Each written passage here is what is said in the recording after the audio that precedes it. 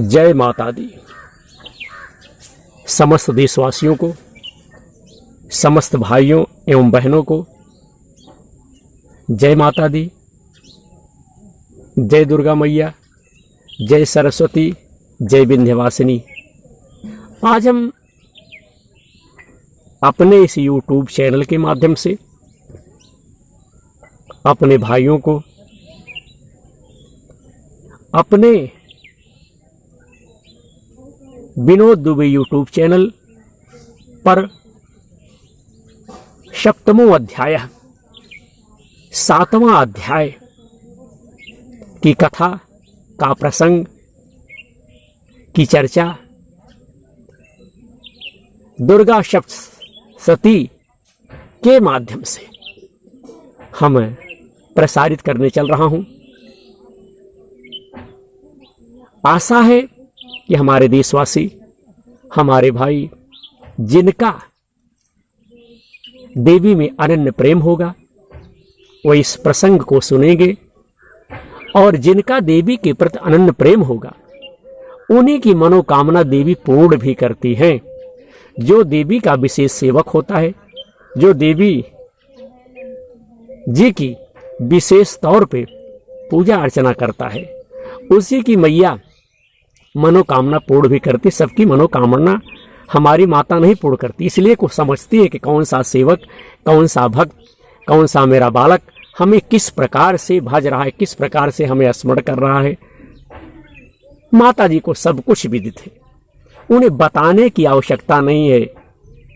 हमारी मैया को सब कुछ याद है।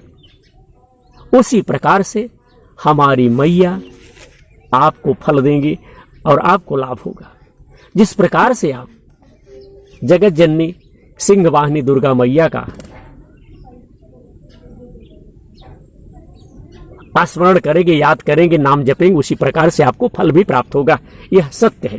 तो बोलिए दुर्गा मैया की जय, बोली सच्चे दरबार की जय हो। तदंतर शुंभ की आज्ञा पाकर वह चंडमुंड और आज हम चंड और मुंड का वध इस 7वें अध्याय में अपने टूटे फूटे स्वरों से अपने YouTube चैनल पर अपलोड करने की कोशिश कर रहा हूं। तो इसके बाद तदंतर शुंभ की आज्ञा पाकर, आदेश पाकर, हुक्म पाकर के चंडमुंड जो है आज दैत्य चंद्रग्नि सेना के साथ अस्त्र शस्त्रों से तैयार हो, सुसज्जित हो, पूरी तरह से लैस होकर के चल दी। फिर गिरिराज हिमालय के सुवर्ण में ऊंचे शिखर पर पहुंचकर उन्हें सिंह पर बैठी देवी को देखा। वह मंद मंद मुस्कुरा रही थी। उन्हें देखकर दैत्य लोग तत्परता से पकड़ने का प्रयास करने लगे, कोशिश करने लगी देवी को किस प्रकार से, किस तरह से पकड़ा जाए। किसी ने धनुष तान लिया, किसी ने अपनी तलवार संभाल ली और कुछ लोग देवी के पास आकर के अगल बगल खड़े हो गए। तब अंबिका ने उन शत्रुओं के प्रति बहुत बड़ा क्रोध किया। उस समय क्रोध के कारण उनका मुख जो है काला पड़ गया। जब सारे शत्रु आकर के माता जी के इधर उधर उपस्थित हो गए, खड़े हो गए, तो माता ने क्रोध करके उनकी तरफ देखा। क्रोध से माता जी का मुंह जो है काला पड़ गया। ललाट में भौहें जो थी वह टेढ़ी हो गई और वहां से तुरंत विकराल मुख वाली काली प्रकट हो गई। जो तलवार और पास लिए हुए थी वह विचित्र खड्ग धारण किए और चीते के चर्म की साड़ी पहने चीते के चर्म की साड़ी पहने नर मुंडों की मालाओं से विभूषित थी। देवी जी नर मुंडों की मालाओं से विभूषित हो रही थी। उनके शरीर का मांस जो था वह सूख गया था, केवल हड्डियों का ढांचा था जिससे वह अत्यंत भयंकर जान पड़ती थी। उनका मुख बहुत विशाल था और जीभ लपलपाने के कारण देवी मैया दुर्गा जी और डरावनी लग रही थी। अपनी जीभ जो लपलपा रही थी उससे और बड़ी डरावनी प्रतीत होती थी, दिखाई देती थी। और उनकी आंखें जो है भीतर घुस गई थी और कुछ आंखें लाल लाल दिखाई पड़ रही थी। वो अपनी भयंकर गर्जना से संपूर्ण दिशाओं को जो है गुजार रही थी। माता बड़ी तेज से गर्जना कर रही थी, बोल रही थी और उनकी गर्जना से संपूर्ण दिशाएं, चारों तरफ की दिशाएं जो है गूंजमान हो रही थी। बड़े बड़े दैत्यों का वध करती हुई वही कालिका देवी, वही काली बड़े बड़े असुरों का वध करती हुई, मारती हुई, वह कालिका देवी काली जो है दोस्तों बड़े वेग से दैत्यों की सेना पर फाट पड़ी, टूट पड़ी, कूद पड़ी। बड़ी तेजी के साथ माता उन दैत्यों की सेना पर टूट पड़ी और सबका भक्षण करने लगी। देवी मैया सबका भक्षण जो है देवी माता करने लगी।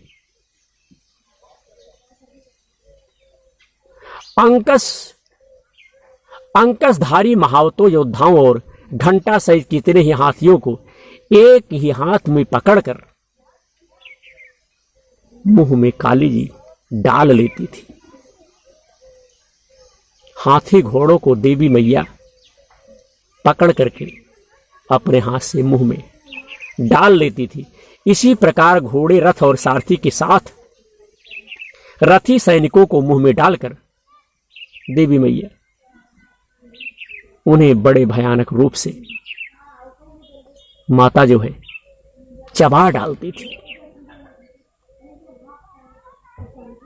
राक्षसों की सेना को माता काली अपने मुंह में डाल करके चबा डालती थी, खा डालती थी। किसी के बाल पकड़ लेती, किसी का गला काली जी दबा देती, किसी को पैर से कुचल डालती,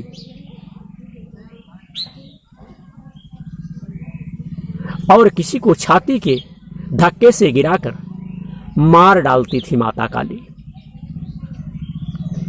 वह असुरों के छोड़े हुए,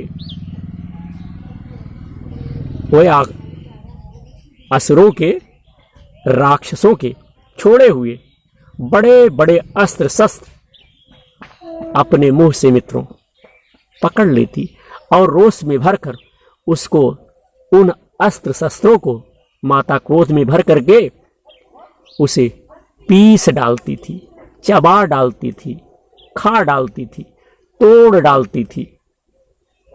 काली ने बलवान एवं दुरात्मा दैत्य को, जो वह राक्षस आया हुआ था, वह सारी सेना, उस राक्षस की सारी सेना मां काली ने रौंद डाली, पीस डाली, कुचल डाली, मसल डाली और खा डाली। और कितने को मार करके भगा दिया। कोई तलवार के घाट उतारे गए, कोई खटवांग से पीटे गए, और कितने ही असुर दांतों के अग्रभाग से कुचले जाकर मृत्यु को प्राप्त हुए। इस प्रकार देवी ने उस असुर की सारी सेना को क्षण भर में मार गिराया। देवी ने क्षण भर में उस असुरी सेना को क्षण भर में काली ने मार गिराया। यह देख चंड उन अत्यंत भयानक काली की ओर दौड़ा। जब अपनी सारी सेना को पराजित हुआ, देखा कि काली मां हमारी सारी सेना को क्षण भर में मार गिराया,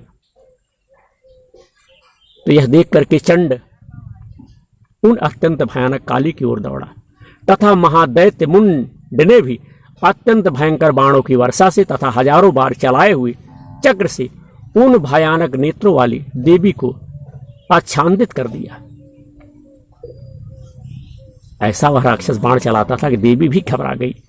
वह अनेकों चक्र देवी के मुख में समाते हुए ऐसे जान पड़ते थे मानो सूर्य के बहुतेरे मंडल बादलों के उदर में प्रवेश कर रहे हो।